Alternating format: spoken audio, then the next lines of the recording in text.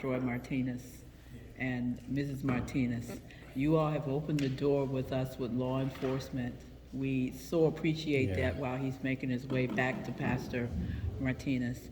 We think, you're an ideal community to help us understand that fear on both sides, because you deal with so many different things and so many different people coming in and out of Vegas from everywhere.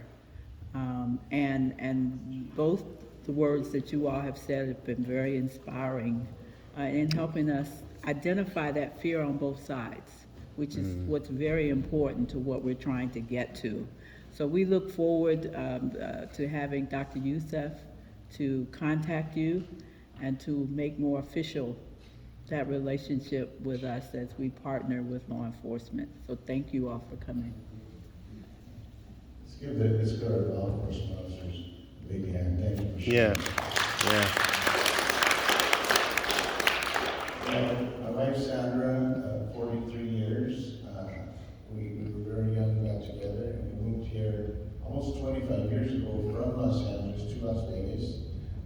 Right after the LA riots, the schools in Los Angeles were getting pretty tough, and I wanted a better place to send my 4 children to school. And I came out to Las Vegas and just planted a church, and with the calling to pastor the city, not just a denomination, but all my children in the Park County School District.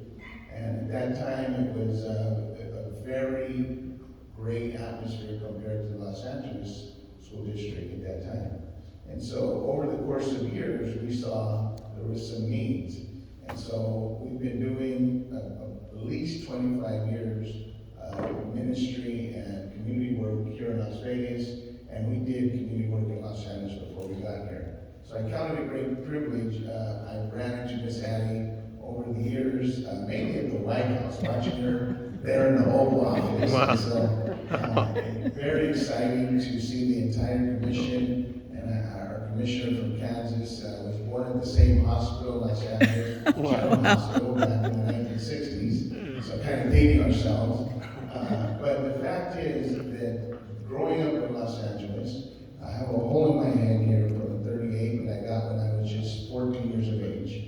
My little brother was shot with a Mini 14 round when he was just 15 years old. He survived that, but he lost his entire back arm, became deformed. He was unarmed, I was unarmed, and there was a time here in Las Vegas, right around 2004, 5, and 6, where we had a record homicide rate, and we also had a record of black and brown, unarmed, mainly males, young males being shot or killed by police. And the feds came down and put a consent decree on the Las Vegas Metropolitan Police Department.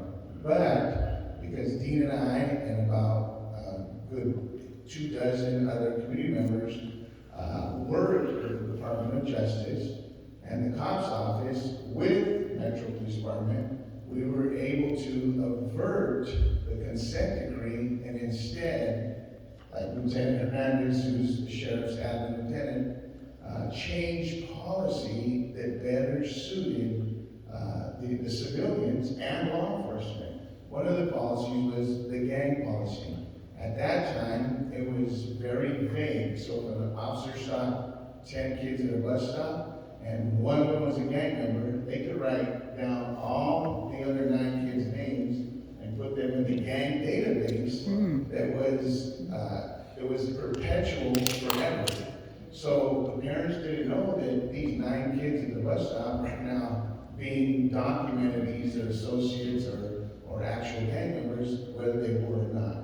And so we were able to change that to make it more fair to the point, and we just make recommendations to the sheriff.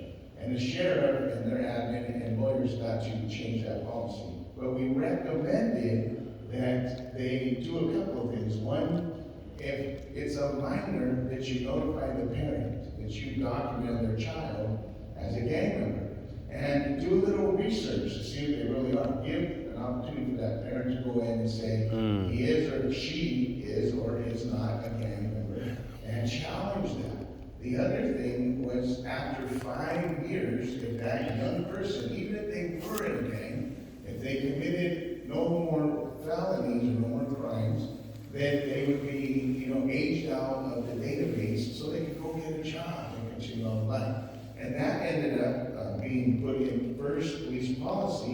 and later on went up to the legislation sessions and became state law. So those are the type of things when you talk about systems that change. The other thing was the use of force policy. Now, the use of force is very, very difficult to work on. One of the reasons is police want to be safe. Sometimes they need to use deadly force. October 1, we had a crazy person shooting people on the strip.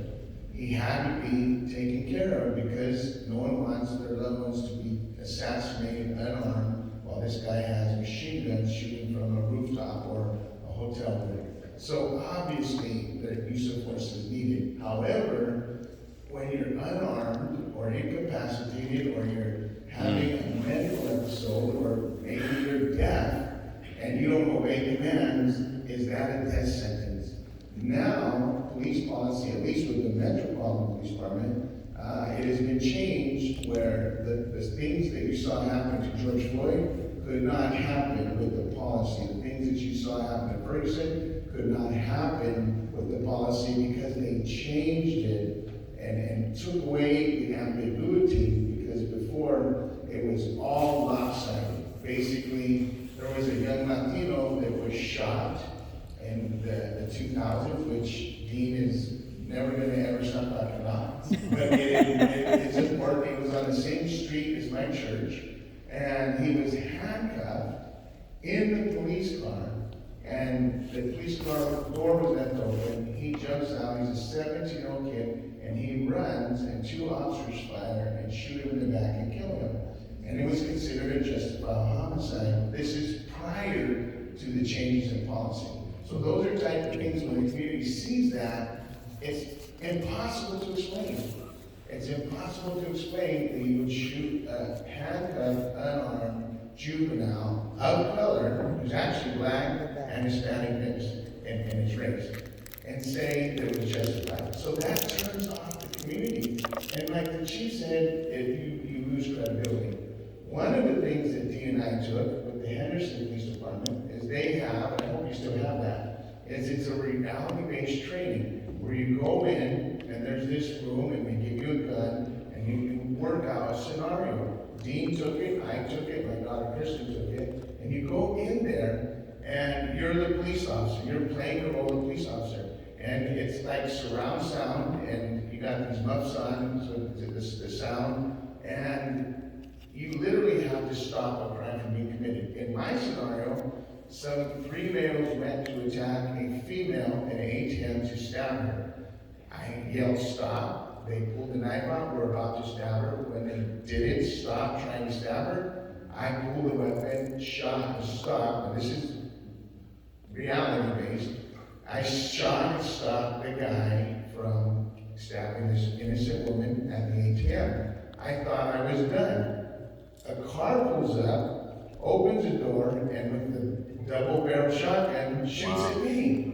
Now I have to turn sideways to the other side and shoot it out with this reality base. And they take your pulse before you go in and when you come out. And so I came out all pumped up. And Dean went in. I'll let him tell you his. I'm not going to say what he did. And then my daughter Kristen, who's a young lady, she was right around 30 at the time. She went in. They took her pulse before. She too had to shoot somebody, and they took her pulse after, and it hadn't changed at all. And they said, "You're a cold-blooded killer." So I share that with you because there's some huge opportunities. If we could use some of the tools that our police department and these officers, you're with the COP team, right? That's okay. Oh, these are patrol, and they also have COP officers, Community Oriented Police officers. But when they call us, we show up as part of the policy when a young person is shot or killed. They call us, and it's the captain's duty to have them meet us there and help bring comfort to the family and stop retaliatory shooting. So we're on call just like they're on call. So there are partners to help serve, like the chief said, serve the community. So thank you, Ms. Annie, for all the hard work, the commission, and I'll stop there, but I really appreciate being a part of this. Thank you. Thank you.